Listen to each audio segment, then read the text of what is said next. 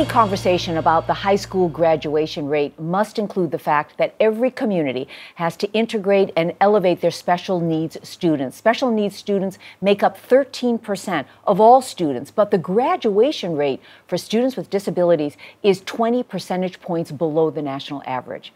Joining me now are Lisa Goring, she's Executive Vice President of Programs and Services with Autism Speaks, and Erin Riehle, Senior Director of Disability Services at Project Search. And welcome both of you, and thank you so much for joining us today. Thank you. Lisa, let me start with you. We know that Autism Speaks has done a fantastic job of raising awareness, of doing research, being an advocate, but what kind of success have you had in the area of education issues? So in terms of education, we know that with 1 in 68 children, 1 in 42 boys that have autism, they're in every classroom and every community throughout our country. And so we really need to be able to provide the supports they need so that they can be successful in the classroom. And so we've done that through some of our toolkits and some of the grants that we've been able to give to the community so that they can fully embrace and support those learners. And you know this subject very well because your son, Andrew, who just graduated from high school, does have autism. Mm-hmm. And when in all of his years of getting through high school, what would you say was the key education challenge that he faced? So I think for him, he has some terrific strengths, but he also has some challenges that made academics difficult for him. Like what? So math is just really something that doesn't come easily to Andrew.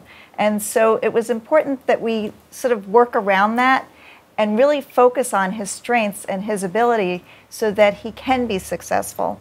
And that was so important, and he was so proud the day that he graduated and walked with his class. Oh, that's fantastic. Well, Erin, it's one thing to graduate from high school. It's another thing to get a job. And that's why you started Project Search, right? Like 20 years ago. How did that all come about?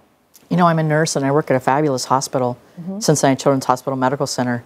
And we believe in changing the outcome for every one of our patients.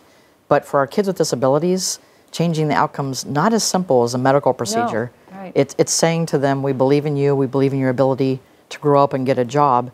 And so we set about creating a training program that would allow our patients with disabilities to learn the skills they needed to be hired by our hospital, but also in the community. And it took off from there, actually. Well, I'm sure you make it sound very easy, but I'm sure it was a real challenge. I think what's interesting is that you have so many major corporations that are backing you up and are sponsoring you, companies like GlaxoSmithKline, the big pharma company, Embassy Suites, Medtronic. Why is it that they have gotten involved?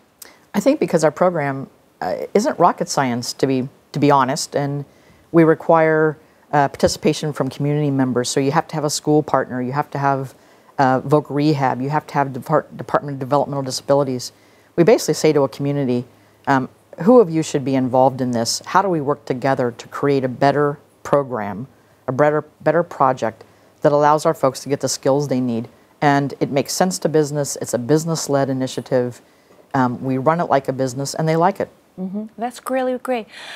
You know, Lisa, for all of these kinds of programs and your organization as well, how would you say that the view is, the general awareness about autistic students? Is there still a stigma? So I think for some there's still a stigma. Many seem to think that it's a childhood disorder, when for many it's a lifetime disorder.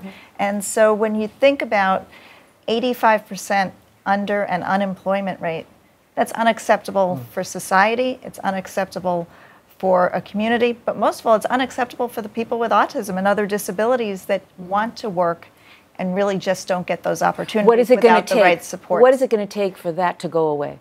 So I think as more employers employ people with autism and other disabilities, they'll see the strengths and what they can bring to business because it needs to be good for business. And as Erin said, that's such an important piece. I think the other piece is there needs to be more training programs like Project Search to understand, you know, research would support that if a child does not have paid employment by the time they leave high school, their chances of ever having paid employment are not very good. And so it's so important to really work on those internships during the school years. And Erin, what would you say in the workplace? Is there also still a stigma? I know you're doing great work, but how are employees that have disabilities, special needs, are treated in the workplace? I don't really think it is a stigma. I think it's a lack of understanding and that we're scared. And I think when you take a program like Project Search, it allows us to bring students into the workplace, work with managers and supervisors, and it strips away all those myths and anxieties, and we see people as really, really capable with a little bit of training. And so I think we really want to embrace it in business. We're just scared to do it. And there are lots of programs that teach us how to do that in the best way possible. So your company's been around for 20 years. Well, Children's has been around for a lot longer, but yeah, we're one of their initiatives. All right. And you have something like 400 sites. We do. Okay. What do you think we'll be saying about your organization 10, 20 years from now? Oh, wow. I hope you say that we made a huge difference in the lives of people with disabilities and that we taught the general public to appreciate what these folks are capable of doing, that we changed the culture of employment. I want to ask you, Lisa, for a lot of the people who are watching the show, there might be some parents who have children with special needs. What advice would you give them when they're struggling on the education part of it? So I think it's important to work backwards. So when Andrew was very young, he was actually only 6 years old. He was in a classroom, an inclusion classroom with regular students, and his teacher said to me, "I don't understand why he's here." And she wasn't doing it because she didn't want him in the class. She just really didn't understand. She thought he would be better served in a class with children with disabilities.